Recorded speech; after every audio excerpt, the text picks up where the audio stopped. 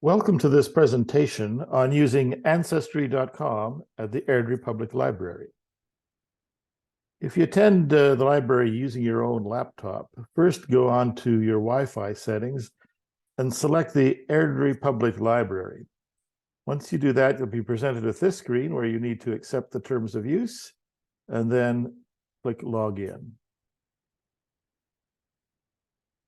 Now, whether you're on your own laptop or at a library machine, one of the desktops there in the library, you'll want to actually go to the Airdrie Public Library site. So open up a browser, Google browser, or whatever browser you'd like, type in Airdrie Public Library, and when the results come back, just click on Airdrie Public Library to go to the site. Now, the welcome page of the Airdrie Public Library has a number of menus here, and we want the one that says e-resources on the top right. So click on e-resources. Then you'll need to scroll down the page somewhat. It's in alphabetical order, these sites, until you see Ancestry Library Edition, and then just click on the name Ancestry Library Edition. And that actually brings you to the site. You'll know you're on the site when it says on the top right-hand corner, Marigold Library System. So I can begin my research using Ancestry from the library. So I'm going to go and search for a birth record, or baptismal record, I guess. So I'm going to hit search on the main menu bar, the black one. The drop down is going to give me some choices. I could search now birth, marriages, and deaths. I'm on the screen where I can enter the information for my search. I'll put in Elizabeth Helen Buckley and her birth date of 17th of March, 1868. I don't need to add any more information because that's probably enough to identify the person I want. The more I add, the more chance I have of not getting a result. So when you're doing a search, less is usually more. If I get too many results with what I've entered, I'll add more information to reduce the number of results, but I'll start with the minimal information and then see what I get. Then I just hit the blue search button here, and here are my results. So it brings me to the page where it shows me what I searched for. If I wanted to edit it, I can use this pencil and change it without having to go back, and it'll just then search again once I've changed that. But here's the one I want. It came up first because Elizabeth Helen Buckley on that date is pretty unique. And so there's a couple of things I can click on. I can click on the title here, which I'll do, but I can also click here to go straight to the record. But I'm going to click on the title, and it takes me now to the page where I see the full page view here.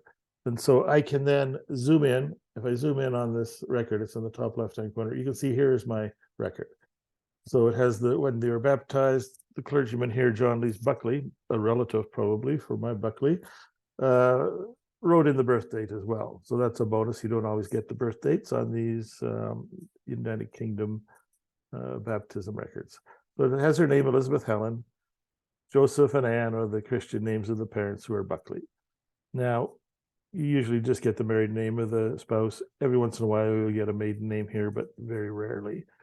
And it gives the abode here, which is important. So if I'm looking at a family that has a common name, sometimes the abode can determine which one is which. Also, the trade or profession can also distinguish between families that are similarly named. So let's go back out now to this page. And there's two ways actually to save this record. And we click on save, and we get a menu item up here where I can actually send the image home. That's the one I want to click. Also, if you're on a page that looks like this, when you find your person, you can just click this button here, which will also send the document home. And when you click those buttons, you get a page that allows you to enter your email address twice. So once you've entered the email address where you want this record sent, click on send email. Takes a few minutes, but you'll get an email in your inbox that says from Ancestry, says you've made a discovery at the library on Ancestry. And when you look at that message, there is a link here that says view your discoveries. So clicking on that link takes me to the list of people that I've just looked at, and this was my Elizabeth Helen Buckley. That gives you the sort of the information that was indexed for her, so I can identify that that's her. And there's two things here. I can download the image and then look at printer friendly. So if you look at download image first, we get the full page that we can then save to our computer and then upload and attach to wherever we're keeping our family tree and attach this as a source. So what's missing then is the citation information of where this page came from. And that's why you want to go back and also download or click on this printer friendly version. And when you do that, you have this. So you can copy the source citation, just do a copy and paste that in as part of your source. And again, this is the indexed information that confirms that that's the person I'm looking for. Okay, so well, let's go back before we do that. So after I've done this one, I actually had downloaded a couple of more. This was Elizabeth's sister, Sarah, and I also found the marriage record for Joseph and Anne. So it was a good day at the library. I was able to get 3 documents that I was able to add to my tree. All right, so what's the difference between using the Ancestry Library Edition and if you had paid for your own subscription or you have a free guest membership with Ancestry? So here's what features are not available on the Ancestry Library Edition. So you can't create a family tree, and you can't use the member directory or the message boards in Ancestry. You can't look at your DNA results if you did a test with Ancestry. And some record collections are not available, these ones here. Not a big one because these aren't really big collections anyways.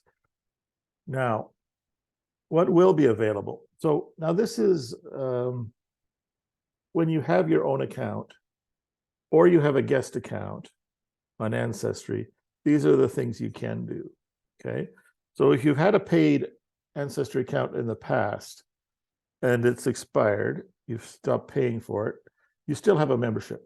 It just switches to a guest membership, unpaid.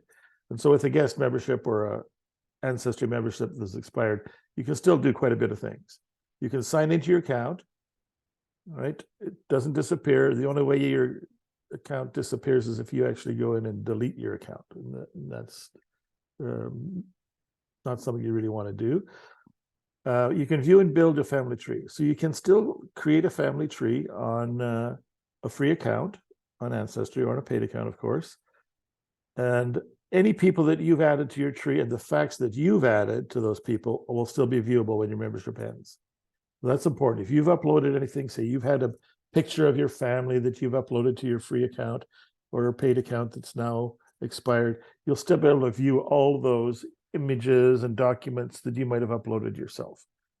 If you've taken a DNA test, you'll always be able to view your results on your DNA test, even if you're no longer paying for a subscription that allows you to look at records. So you can still do everything you can on DNA. You can respond to a message. If somebody messages you, you can respond to them without a membership. You can initiate a message without a membership to anyone in Ancestry.